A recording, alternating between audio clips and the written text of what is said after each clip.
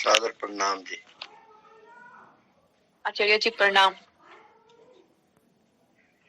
जी प्रणाम। आइए मंत्र पाठ कर लेते हैं।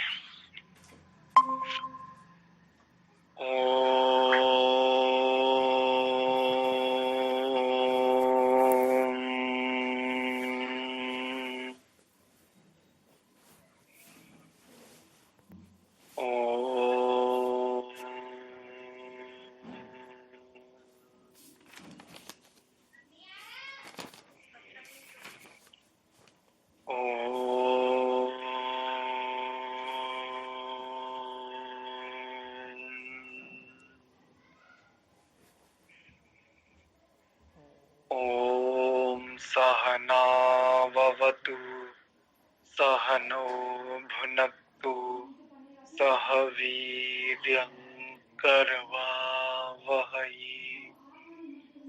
तेजस्विनावधीतमस्तु मा विद्विषावहै। ओम शांति शांति शांति। आप सभी का स्वागत है वर्णोच्चारण शिक्षा की इस कक्षा में। इससे पूर्व वाली कक्षा में हमने जिस विषय को देखा था, हमारा दूसरा प्रकरण था, जिसको हमने देखा। आज हम तृतीय प्रकरण को आरंभ करेंगे, जिस प्रकरण का नाम प्रयत्न प्रकरण है विशेष रूप से। और प्रयत्न दो प्रकार के हैं, एक आभ्यंतर और एक बाह्य। आभ्यंतर कहते हैं इंटरनल और बाह्य कहते हैं एक्सटर्नल। तो आज हम जो इंटरनल एफर्ट्स हैं, क्या क्या होते हैं, उन सबको वर्णोच्चारण शिक्षा में इस ग्रंथ में हम देखें। थोड़ी सी प्रतिकूलता है, यद्यपि हम मार्ग में हैं, फिर भी आपसे मैं एक बात जानना चाहूंगा। मेरी ध्वनि स्पष्ट है सभी को? जी आचार्य। स्पष्ट है गुरु जी। आइए बहुत संक्षेप में बड़ी सरलता से आज तृतीय प्रकरण, जिसका नाम है आभ्यंतर प्रयत्न। स्थानमिदं करणमिदं प्रयत्न, वहां पर था ना प्रयत्न, तो प्रयत्न दो प्रकार के। आइए देखते हैं तीसरे प्रकरण। कह रहे हैं अब स्थान और करण के कहने के पश्चात तीसरे प्रकरण का आरंभ किया जाता है। इसमें आभ्यंतर प्रयत्नों का वर्णन किया है।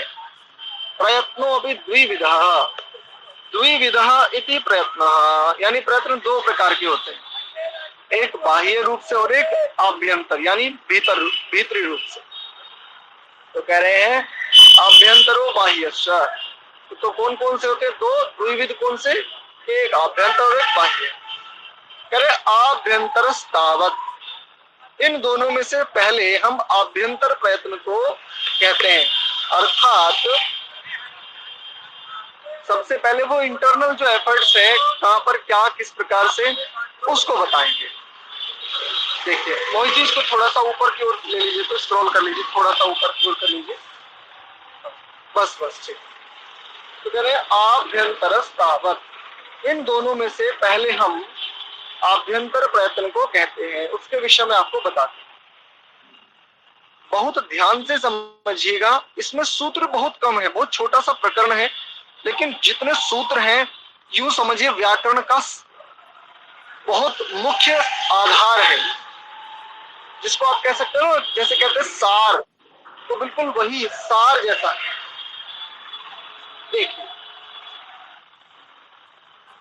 स्पृष्ट करणाः स्पर्शाः, कह रहे हैं ककार से लेकर मकार पर्यंत। यदि देखें तो कुचु टुतुपु, यानी कावर्ग से लेकर के और पावर्ग तक, ककार से लेकर के मकार पर्यंत व्याकरण की भाषा में। और यदि सामान्य भाषा में किसी को स्पष्ट नहीं है तो का इस अक्षर से लेकर के मा इस अक्षर तक, इन सभी का 25 वर्ण होते हैं। भाई एक वर्ग में 5 अक्षर होते हैं ना, वर्ण कह लो या अक्षर एक ही बात है। तो एक वर्ग में 5 अक्षर, इस हिसाब से 5 को 5 से गुणा करेंगे तो 25 अक्षर। कु चू टू तू पू, कु यानी का वर्ग, चू यानी चा वर्ग इत्यादि। कह रहे इन 25 वर्णों का स्पृष्ट प्रयत्न है, अर्थात जिह्वा से स्व स्व स्थानों में स्पर्श करके इन वर्णों का उच्चारण करना शुद्ध है। यहाँ पर एक मुख्य बात समझिए, इन 25 अक्षरों में क से लेकर के मां, ककार से लेकर के मकार तक, ये जो 25 वर्ण है इन सभी का स्पृष्ट प्रयत्न है। अब स्पृष्ट क्या होता है आपके लिए नया शब्द होगा, है ना। बाकी सारे के सारे जो शब्द हैं वो तो आप उनसे परिचित होंगे लगभग, लेकिन ये जो स्पृष्ट शब्द है ये आपके लिए नया होगा। मैं इसको बता देता हूँ। स्पृष्ट एक प्रकार से यूं कहिए छूते हुए, टच करते हुए, ऐसा, ठीक है।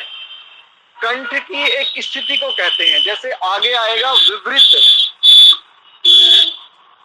आगे आप देखेंगे तो वहां पर विवृत आएगा, उसके आसपास ही ईषद विवृत आएगा। तो स्पृष्ट यहां पर ये कह रहे हैं। स्पृष्ट का अर्थ होता है छूते हुए, उसको टच करते हुए, उसका स्पर्श करते हुए। किसका? तो इन 25 वर्णों का जो जो स्थान है वहीं पर स्व स्व स्थान कहा है ना, स्व स्व स्थानों में स्पर्श करके इन वर्णों का उच्चारण करना शुद्ध है। अब आभ्यंतर प्रयत्न है क्या, प्रश्न ये खड़ा होता है। स्पृष्ट के शब्द का अर्थ है छूना, टच करते हो, ऐसा। तो यहाँ पर ये प्रश्न आता है कि भाई फिर यहाँ पर आभ्यंतर प्रयत्न क्या है? तो आभ्यंतर प्रयत्न ये है, जैसे यदि हम क वर्ग की बात करें तो अकूह विसर्जनीया कंठा, पहले सूत्र पढ़ा था ना प्रथम ही उसमें। तो अ यानी आकार के तीनों भेद, कु यानी का वर्ग, विसर्जनीय इत्यादि, इन सब का कौन सा स्थान है? कंठ स्थान है। अब कंठ स्थान में जैसी जैसी क्रिया करनी होती है वैसी वैसी क्रिया, यानी कंठ भीतर की स्थिति है ना, मुख के भीतर की संरचना है। मुख के भीतर क्या एफर्ट हमें करना पड़ रहा है, क्या हमें क्रिया या प्रयास करना पड़ रहा है, प्रयत्न क्या करना पड़ रहा है, उसको बता रहे हैं। तो क वर्ग का जैसे कंठ, च वर्ग का इस रूप में देखेंगे तो इचु यशास तालव्या, ऐसे ही टा वर्ग का तो ऋतुरसा मूर्धन्या, ऐसे ही ता वर्ग का देखेंगे तो ऋतुलसा दंत्या। अर्थात इन 25 वर्णों के जो जो स्थान है उन स्थानों में जिह्वा से जो क्रिया है, जिह्वा के द्वारा जो प्रयत्न है, यही इन 25 वर्णों का आभ्यंतर प्रयत्न। जो मैंने अभी ये इस सूत्र को लेकर के बात रखी है, आप में से यदि किसी को भी इसमें कोई शंका हो या स्पष्ट ना हुई हो तो आप कहिए, अन्यथा फिर हम आगे चलते हैं जी। अच्छा जी, आभ्यंतर मतलब उसी कंठ से, मतलब जहाँ जहाँ स्थान है वहां से स्पर्श करते हुए उसी को कहना है। आभ्यंतर कहते हैं आंतरिक, भीतरी, इंटरनल। तो सभी वर्णों के उच्चारण में जिह्वा एक मुख्य उपकरण है, साधन है। तो जिह्वा से भीतर क्या प्रयत्न करना पड़ रहा है आपको? तो भीतर जिह्वा से आपको जो प्रयत्न करना पड़ रहा है उसी को ये आभ्यंतर प्रयत्न कह रहे हैं, ऐसा। जी आचार्य जी। चलिए आगे देखिए, कह रहे हैं ईशत स्पृष्ट करणा अंतस्था। ईशत कहते थोड़ा सा, बहुत किंचित था।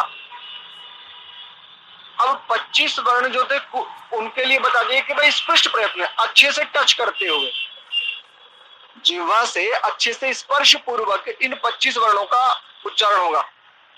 अब एक पंक्ति में यदि कहें तो ऐसे कहेंगे, ककार से लेकर मकार पर्यंत वर्णों का स्पृष्ट प्रयत्न है। यदि मैं परीक्षा लूं और परीक्षा पत्र बनाऊं आपके लिए, तो मैं प्रश्न रखूंगा कि भाई स्पष्ट प्रयत्न बताइए किन किन वर्णों का है, ये प्रश्न हो सकता है। तो आप क्या लिखेंगे उत्तर में? ककार से लेकर मकार पर्यंत इन सभी 25 वर्णों का स्पष्ट प्रयत्न, ये हो सकता है। या इसको भिन्न प्रकार से कि भाई ककार से लेकर के मकार पर्यंत इन वर्णों का प्रयत्न कहिए, ऐसा हो सकता है। तो आपके लिए क्या उत्तर होगा? स्पष्ट प्रयत्न, बस ये इसका उत्तर है। और ये जो स्पष्ट आपने कहा है ना, यही इसका आभ्यंतर प्रयत्न है। दूसरा है ईषद स्पष्ट करना अंतस्था। अंतस्थ वर्ण होते हैं 4, कौन कौन से? य, र, ल, व। यकार, रेफ, लकार और वकार, इन 4 वर्णों को अंतस्थ कहते हैं। अंत में स्थित है जो, वो होते हैं अंतस्थ, ऐसा। तो इनका कैसा है आभ्यंतर प्रयत्न? ईषत स्पृष्ट। स्पृष्ट तो है, यानी इसमें भी स्पर्श तो करना है, जिह्वा से वहां स्पर्श होना है, लेकिन कैसा? बहुत किंचित सा, जिसको कहते हैं बिल्कुल हवा में। ऐसा कहते हैं ना भाई, वो तो बिल्कुल हवा में था, ऐसा लगा जैसे बिल्कुल हवा हवा में ही हो। तो टचिंग पॉइंट तो निर्धारित है, लेकिन कैसा है? बिल्कुल बहुत थोड़ा सा, बिल्कुल किंचित भर। तो उसके लिए कहेंगे ईषत स्पृष्ट। अब प्रश्न बनेगा क्या? ईषत स्पृष्ट प्रयत्न वाले वर्ण बताइए। तो आप लिख देंगे अंतस्थ, या र ल व। या मैं कहूं, या आप दूसरे प्रश्न बना सकते हैं ऐसे कि भाई या र ल व, इनका प्रयत्न कहिए। तो आप इसका एक शब्द में उत्तर दे देंगे ईषत स्पृष्ट। स्पष्ट है? जी आचार्य जी। आगे देखिए,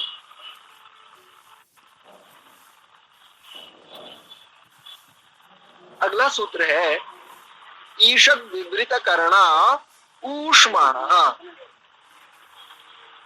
बात वही है, बस इसमें शब्द बदला एक, विवृत।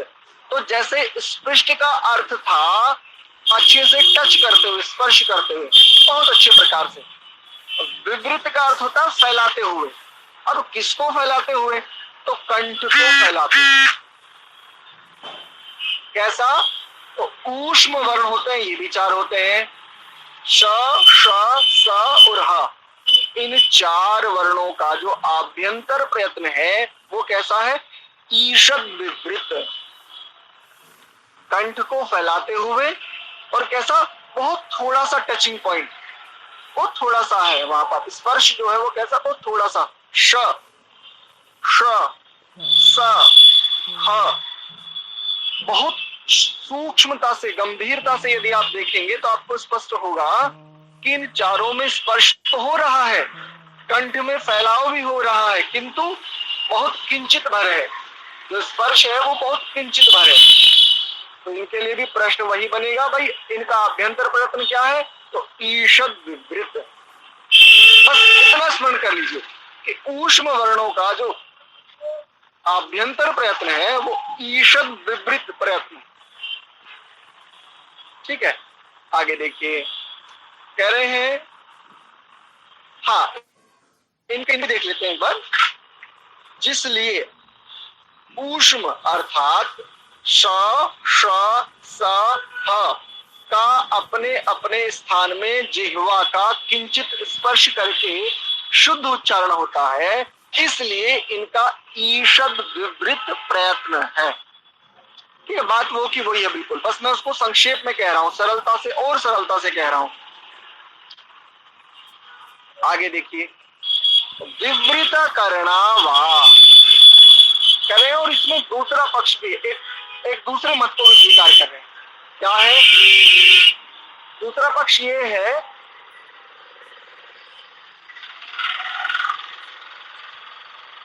कि स्व स्व स्थान को जीभ से स्पर्श के बिना भी इनका उच्चारण करना शुद्ध है। इसलिए श, श, स और हा का विपरीत प्रयत्न भी है। दोनों बातों को स्वीकार कर रहे हैं। ईषद विपरीत अर्थात कंठ को फैला करके थोड़ा सा स्पर्श, इसको भी स्वीकार कर रहे हैं। या इसको ऐसे ले लो, ईषद विपरीत थोड़ा सा कंठ को फैला करके एक पंक्ति में। और क्या कह रहे हैं, विपरीत कर्ण भी है, कंठ को फैला करके अच्छे से फैला करके इनका उच्चारण होता है, किया जाना चाहिए। इसको भी ये स्वीकार, क्योंकि हेतु दिया इसलिए इनका विपरीत प्रयत्न माना जाए। आगे देखिए, एक और सूत्र है बस छोटा सा, कह रहे हैं संवृतस्त्वकारः, संवृतः तु अकारः, ऐसा पदच्छेद होगा इसका, संवृतः तु अकारः। तो इको यानी आदि लग करके संवृतस्त्वकारः ऐसा हो जाता है। कह रहे हैं अकार का संवृत प्रयत्न है। संवृत कहते हैं कंठ को संकुचित करते हुए, थोड़ा सिकोड़ते हुए, ठीक है, थोड़ा फोल्ड करते हुए, ऐसा कह सकते हो। कुछ यदि आज की भाषा से समझना चाहे, आंग्ल भाषा से, तो ऐसा कह सकते हो कि थोड़ा सा फोल्ड करते हुए, कंठ को थोड़ा सिकोड़ते हुए, क्योंकि इसका उच्चारण कंठ को संकोच करके होता है। परंतु आपके एक बड़े गंभीर प्रश्न का उत्तर दे रहा हूं। पिछले दिनों वैसे मैंने आपकी बात को थोड़ा संशोधित करते हुए कहा था कि इसको ऐसा नहीं बोलना चाहिए, ऐसा बोलना चाहिए। देखो, आपके उस प्रश्न का या जो मैंने वहां पर संशोधन किया था उसका इन दोनों बातों का समावेश इस सूत्र में मिलता है। संवृतस्त्वकारः कह रहे हैं आकार का संवृत प्रयत्न है, अर्थात कंठ को थोड़ा संकोच करते हुए, सिकोड़ते हुए उच्चारण करना, क्योंकि इसका उच्चारण कंठ को संकोच करके होता है। किंतु इसका कार्य अर्थात व्याकरण संबंधी कार्य करने के समय विपरीत प्रयत्न ही होता है। इस ही शब्द पर ध्यान दीजिए। व्याकरण संबंधी यदि आप कार्य करते हैं तब इसका विपरीत प्रयत्न ही माना जाता है। यहां पर भी शब्द भी लिख सकते थे। देखो, एक गंभीरता को पकड़ने का प्रयत्न करना, यहाँ पर ये ऐसा भी तो लिख सकते थे कि विपरीत प्रयत्न भी है, लेकिन शब्द क्या लिखा, व्याकरण संबंधी कार्य करते समय इसका विपरीत प्रयत्न ही होता है, केवल यही शुद्ध है। इसलिए मैंने आपके ए को ऐसा ये संशोधन इसलिए करा है। कह रहे हैं इत्येषोऽन्तः प्रयत्न, यह आभ्यंतर प्रयत्नों का प्रकरण पूरा हुआ। भाई इंटरनल एफर्ट जो थे वो संक्षेप में हमने कह दी। बस इतने से ही आप आगे आगे अभ्यास से आगे के अन्य अन्य वर्णों को, जिनके विषय में और गंभीरता से या विस्तार से नहीं कहा है, उनको आप स्वयं समझ लीजिए। इति एषः, ऐसा इति एषः अन्तः प्रयत्नः, अंत यानी वही आभ्यंतर प्रयत्न, आंतरिक, भीतरी, ठीक है। तो यदि आज के इस तृतीय प्रकरण में आपका कोई प्रश्न है तो शीघ्रता से वो प्रश्न रखिए। मैं उसका यदि कोई कुछ है तो मैं रखने का प्रयास करता हूं, अन्यथा फिर आज की कक्षा को हम यहीं विराम देते हैं। जी, किसी का कोई प्रश्न है? हाँ जी, पूछिए। नमस्ते आचार्य जी। जी नमस्ते। विवृत बस फिर समझा दीजिए, मैं सुन नहीं पाई थी कुछ। चलिए, वैसे आप नहीं सुन पाए थे तो वैसे तो आपको समूह में ऑडियो भी मिल जाएगी इस कक्षा की, लेकिन बता देता हूं संक्षेप से। विवृत कहते हैं फैलाना और संवृत कहते हैं सिकोड़ना। कंठ को फैलाते हुए जो प्रयत्न है वो विवृत प्रयत्न है, और कंठ को सिकोड़ते हुए जो प्रयत्न है वो संवृत प्रयत्न है। स्पृष्ट का अर्थ होता है अच्छे से स्पर्श करके बोलना, और ईषद स्पृष्ट का अर्थ होता है थोड़ा सा स्पर्श करके बोलना। ठीक है जी।